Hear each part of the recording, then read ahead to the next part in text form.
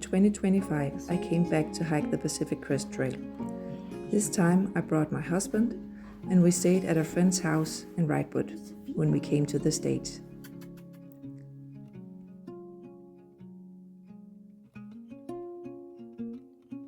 They took such good care of us, but we had to say goodbye to hike the trail. We took an Uber to Tehachapi the next day.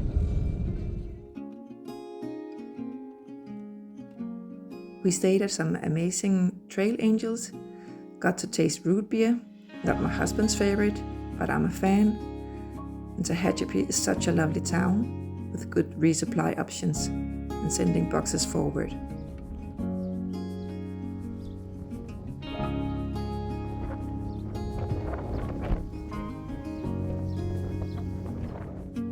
They served us dinner and we had a lovely evening with them. Then it was time to start the trail, and it was a very hot day, so we started at 6 a.m.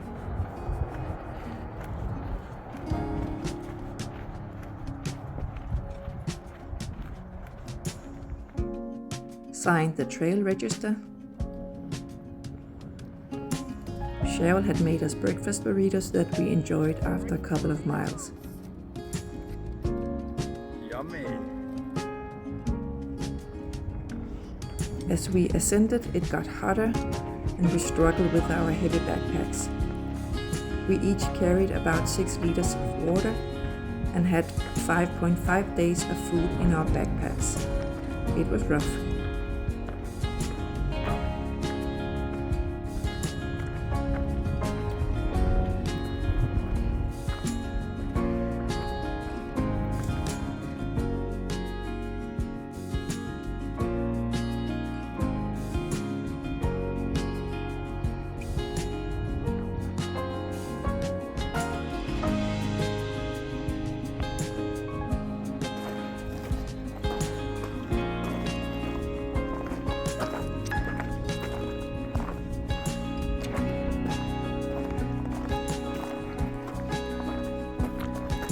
The views was beautiful, but we had a hard time. Especially my husband struggled with the heat and eating. Happy trail?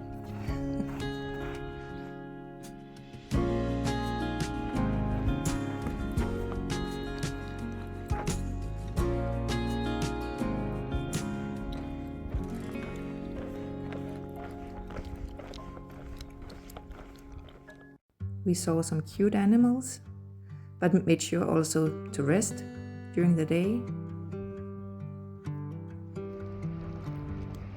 and slept beside windmills on the first evening.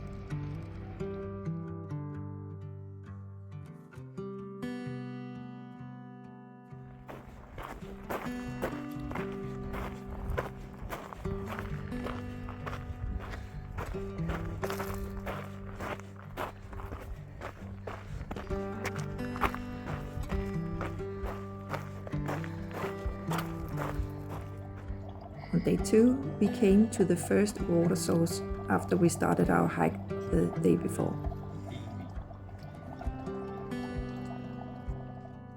It was a hard day, so I didn't film that much on the second day.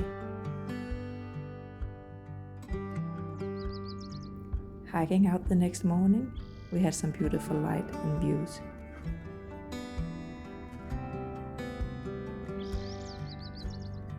But day 3 was also very hot, so I didn't get to film that much, and we took a lot of breaks.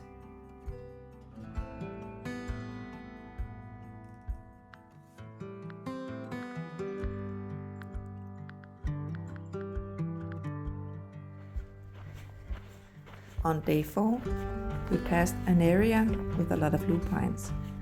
It is my favorite part of this section from Tehachapi to Walker Pass.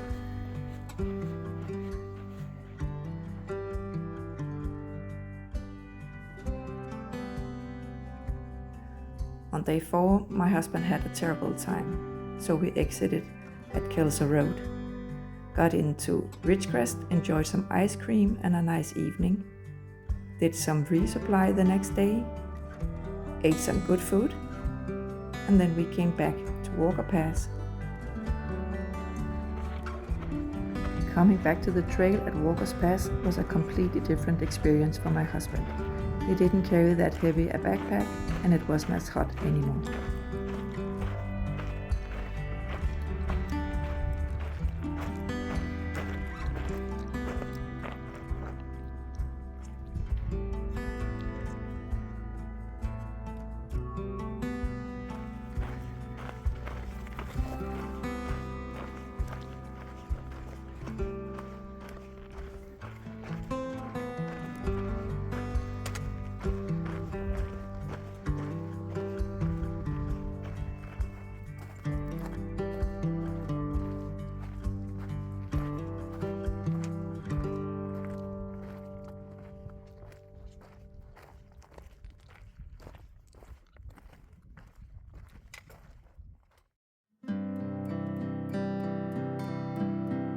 We camped at Joshua Tree Spring, set up our tent, and cooked some dinner.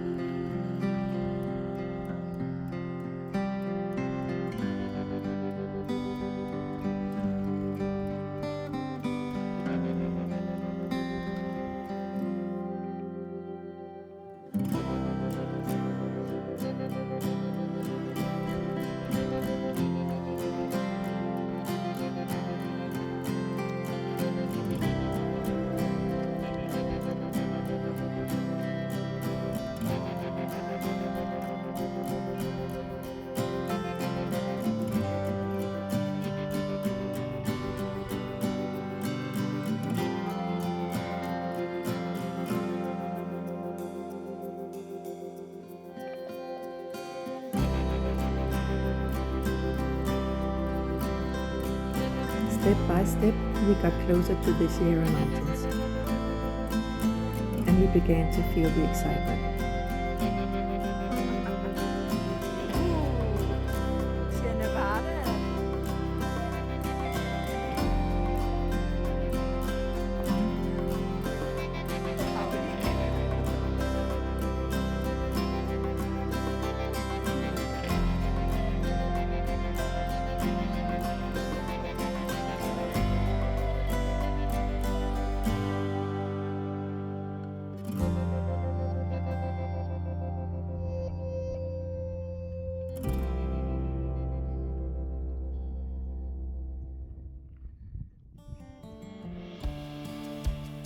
Passed the 700-mile marker and camped a couple of miles after that.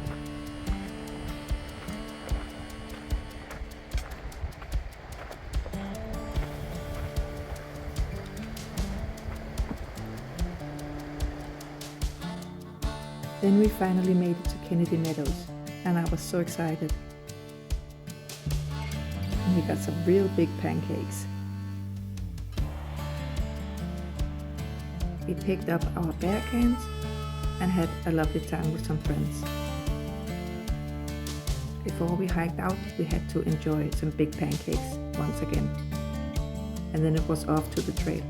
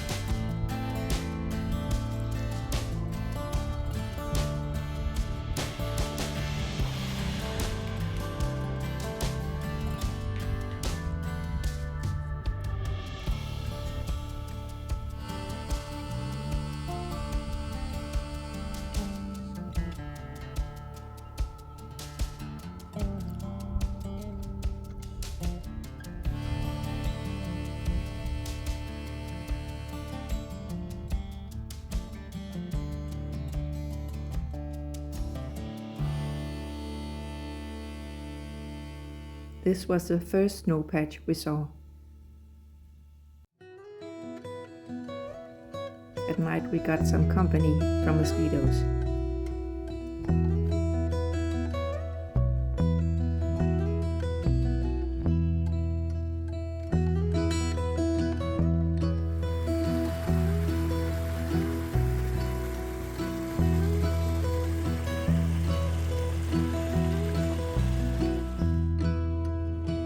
We were finally in the Sierras, and the views just got better and better.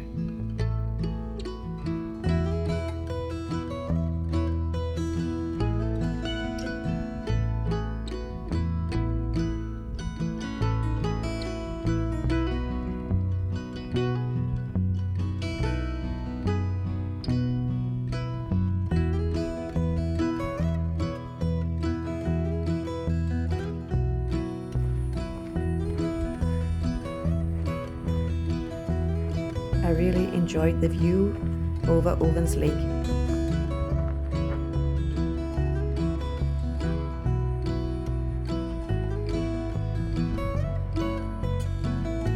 Tried to fit everything in my bear canister.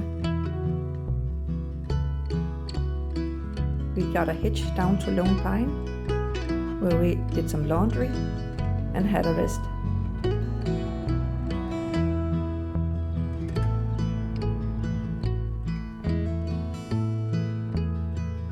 I got my shoulder injury examined by Blaze Physio, and she taped it up and gave me some exercises. And then we went back to Lone Pine.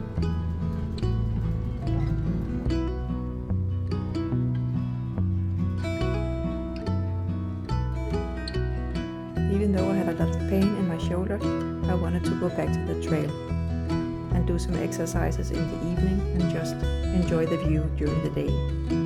I wasn't finished with the trail.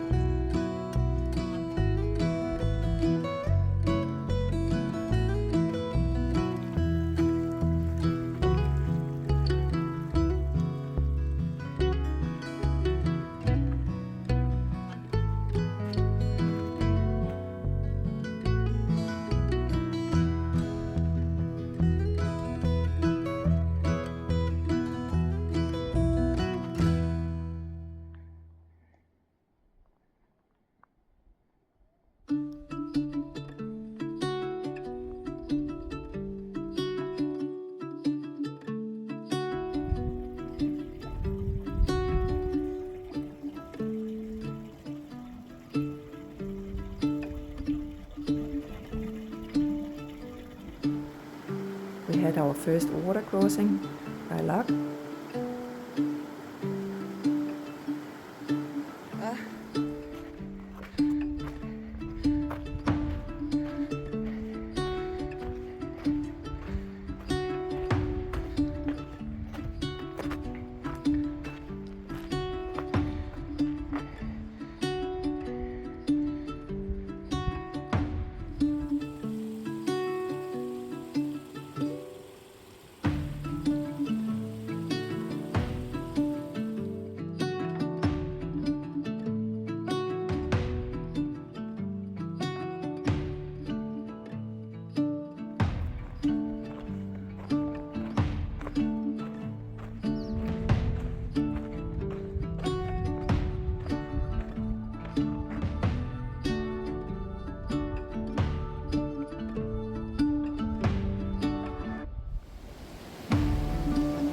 We also had some water crossings where we just decided to hike through.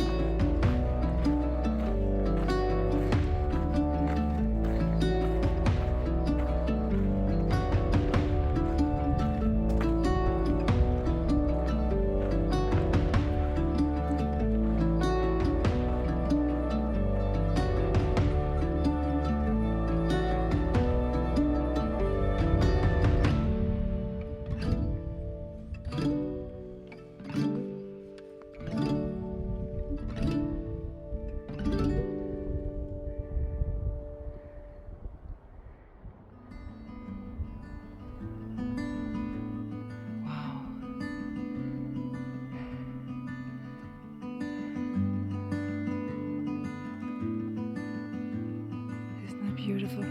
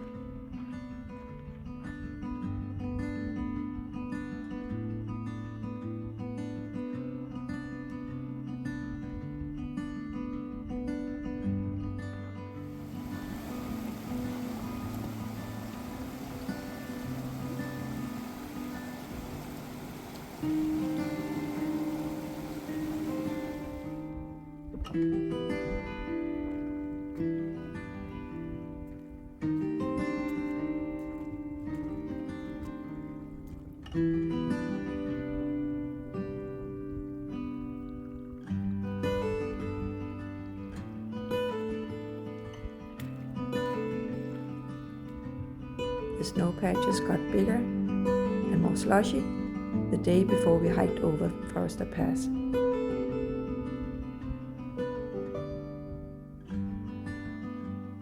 My husband wasn't a fan, but together we got through it. And the views was just so beautiful.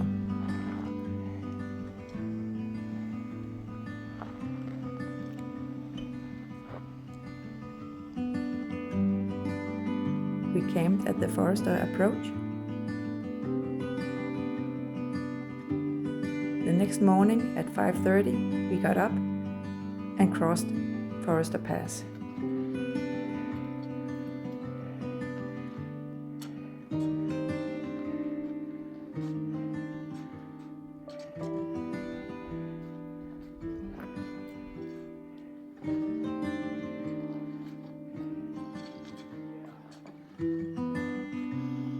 I've spent a lot of time thinking about crossing this ice chute, but in reality it wasn't as bad as I imagined.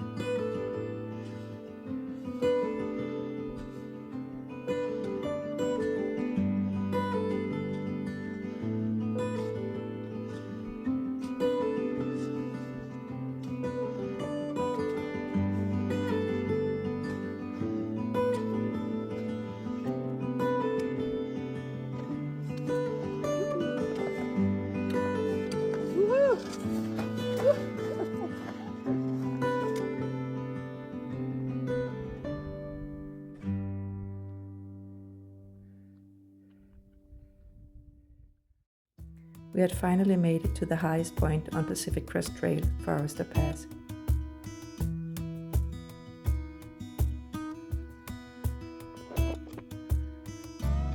There was a lot of snow descending from Forester Pass.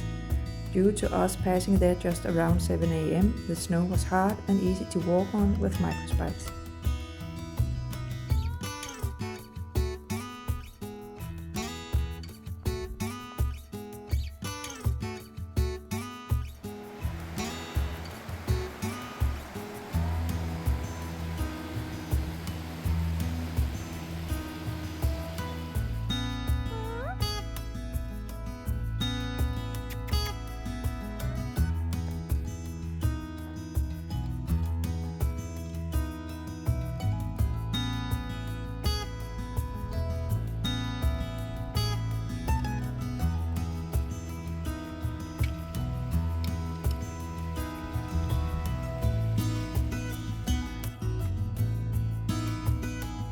We passed through an avalanche area.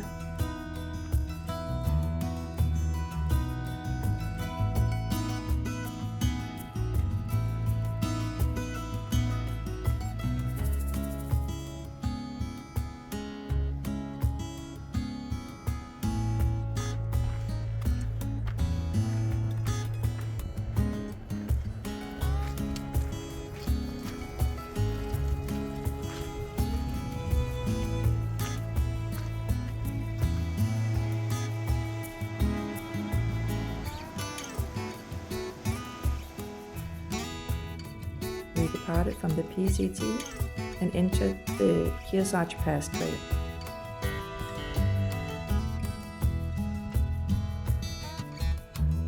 Passing by Bullfrog Lake was the most beautiful view I've ever seen. I felt so grateful for being able to be here and see all that beauty. I cried on the last 0.2 miles up to the pass. I didn't feel like I had the energy or air to keep pushing, but my husband got me to the top. 1 minute later, I had forgotten all about my struggles. I felt so proud at that moment. Then we started descending at Kearsarge Pass Trail.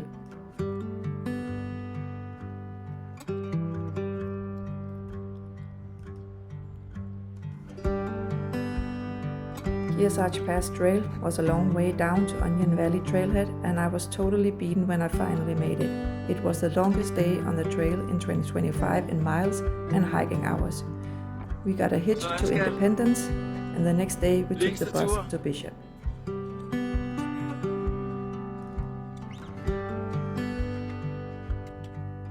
We met up with other hikers for dinner, and due to my shoulder injury, I decided to stop the hike and go home.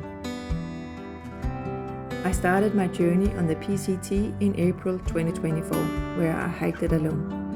I got off trail not long after I had climbed a very steep, very snowy ascent on Mount Baden-Powell. I thought here in 2025, after my second attempt, that I was done with the PCT. But I'm not. In 2026, I'm coming back to hike the rest.